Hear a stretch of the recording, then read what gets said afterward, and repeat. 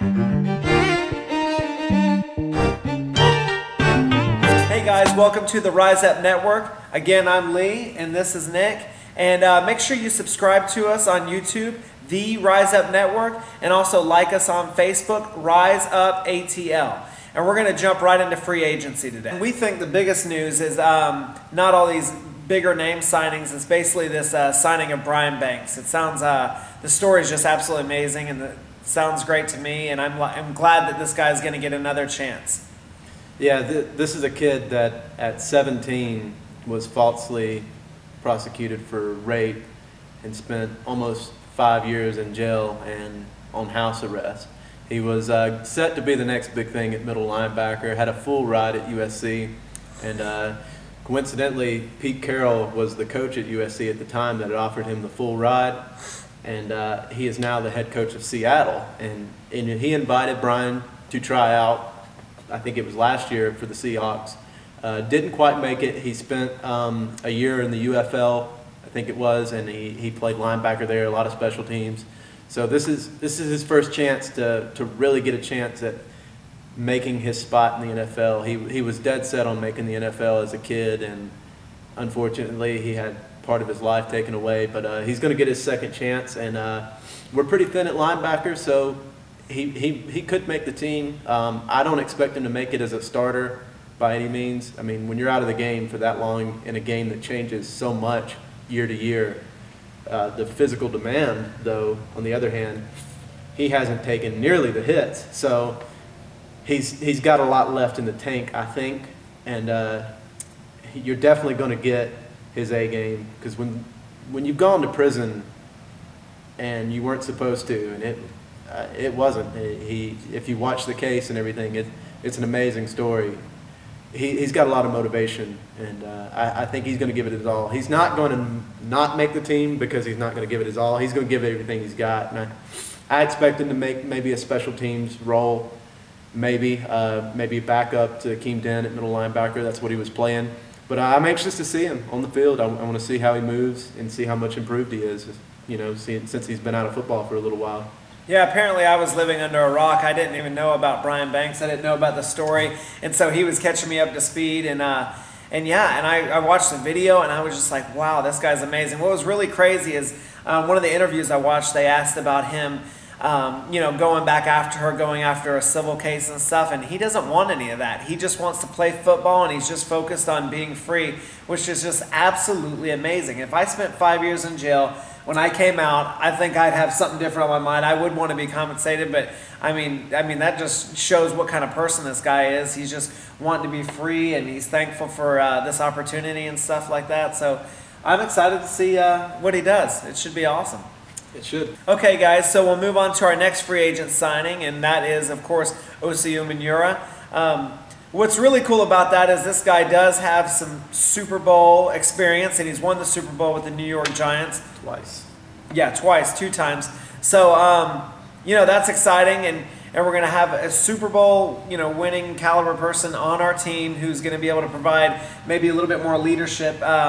And he'll be on the field a majority of the time.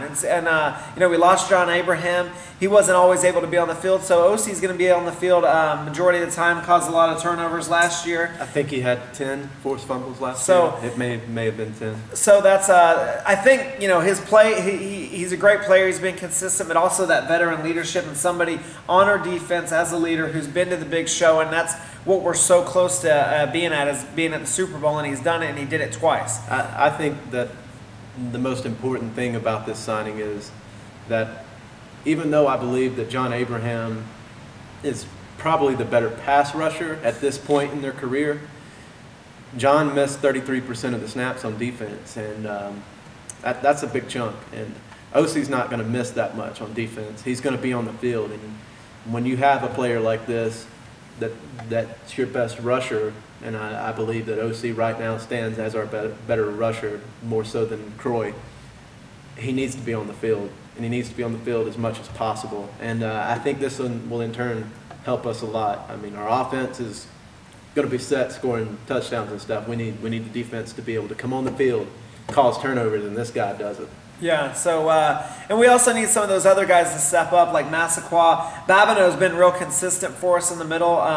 They said that, one place that OC does struggle is with the run defense. So, but I don't feel too bad about that because I have a lot of confidence in Babineau. And maybe that's where Brian Banks steps in. and helps against the run. But now, OC, does get a little bit of a bad rap against the run. But you're talking about a guy that forces fumbles. I mean, every time he gets a chance, he's calling the ball out. And with an offense like we have, if you can cause turnovers and get the ball back in the hands of Matt Ryan, Steven Jackson, Tony, the list goes on and on.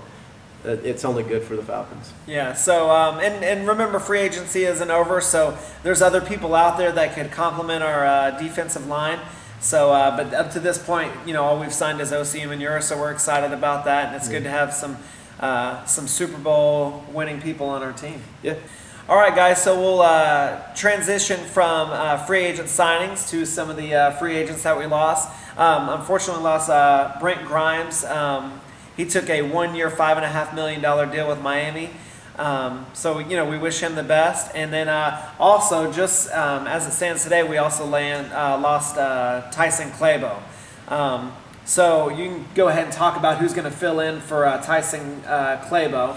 Well, my immediate prediction was Lamar Holmes, and just before we flipped on the camera, the Falcons updated their official depth chart on their website, and it has Lamar Holmes as the right tackle.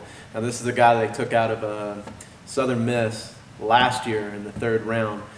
Was projected to be a project at left tackle, but I think what they've done now is I think they made a decision between Tyson Clabo and Sam Baker. Now, I could be wrong, but the way it stands and the way it looks to me, it looks like they made a decision to keep one or the other. And they've decided to keep Matt's blind side. And in doing so, they're going to try to transition Lamar and move him over to right tackle. Now, he's a big kid. He can hold his own. I think he was a better pass protector than run, but he can definitely improve. He's definitely big enough to play right tackle. He's going to get his chance in camp. That doesn't mean that we're not going to add anybody, offensive line, but Peter Kahns is going to move over to center, so there's still a little gap at right guard. So it could be filled through the draft, free agency. It could be before the draft and free agency, or after the draft, maybe they don't get who they want and they try to find somebody, on the free agent market after the draft, some veteran to kind of come in. But we do have a good bit of offensive linemen that I think that they're happy with. So I don't foresee a big offensive lineman signing. And with Brent, I hate it because I love Brent because he's such a great corner. He really defies the odds because he's so small, and what he lacks in size he makes up for in speed and ability. And I don't think there's probably one person on our team that can out-jump him, and that's Julio.